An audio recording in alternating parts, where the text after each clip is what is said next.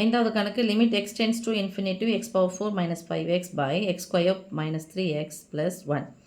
இது மாதிரி வந்துருச்சுனாவே என்ன சமயம் சொல்லியிருக்கோம் நம்ம, எக்ஸ் டென்ஸ் டு இன்ஃபினிட்டி வந்துச்சுனாவே இந்த கோவை இருக்கக்கூடிய படி, இந்த கோவையினுடைய படினா எக்ஸ் பவர் 4க்கு உயர்ந்த படி அதை வெளியே எடுத்துடணும், எக்ஸ் ஸ்கொயர் இங்கே வெளியே எடுத்துடணும். எடுத்தலாம் let f of x equal to limit x tends to infinity x power 4 minus 5x by x square minus 3x plus 1. இது இருபடி கோவையாக இருக்கிறதுனால எக்ஸ் ஸ்கொயர் கெழுவையும் தனி உறுப்பையும் பிரிக்குன்னா ஓரோன்னு 1, ஆனால் கூட்டினா என்ன வரணுமோ 3 வரணும், -3 வரணும். இது சாத்தியப்படாது, அதனால தான் இது வெளியே எடுக்க சொன்னாங்க. இது வேறு எப்படி சிம்பிளிஃபை பண்ண முடியாது. Limit x tends to infinity x power 4 வெளியே எடுத்துருங்க சாமி. பொதுவாக எடுக்கணும்னா ப்ராக்கெட் போட்டால் கேன்சல் பண்ணால் 1 டைம்.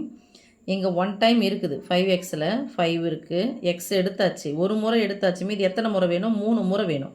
அப்போ 3 முறை இல்லை என்ன பண்ணும், பை எக்ஸ் கியூப் பை இதில் யார் இருக்காங்க, எக்ஸ் ஸ்கொயர் இருக்கிறாங்க. பொதுவாக எடுத்தால் ப்ராக்கெட் போட்டாங்க கேன்சல் பண்ணுங்கள் 1 டைம்.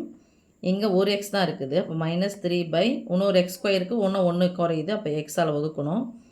ப்ளஸ் இங்கே எக்ஸ் ஸ்கொயரே கிடையாது, அப்போ அதை எக்ஸ் ஸ்கொயரால் வகுக்கணும்.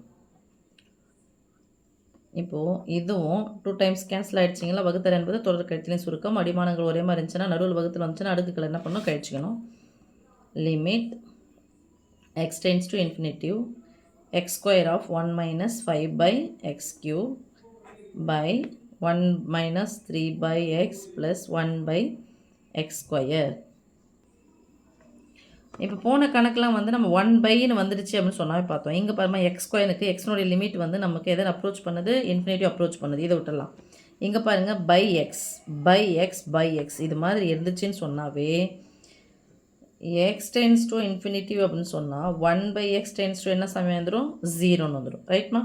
ஏன்னா இன்ஃபினிட்டிவ்னு சொன்னால் எனிதிங் பை 0 அதான் இன்ஃபினிட்டிவ். அப்போ இதனுடைய தலைகீழி 1 பை இன்ஃபினிட்டிவ்னா சொல்லுவோம் 0 பை எனிதிங் ஈக்குவல் என்ன வந்துடும், 0 வந்துடும்.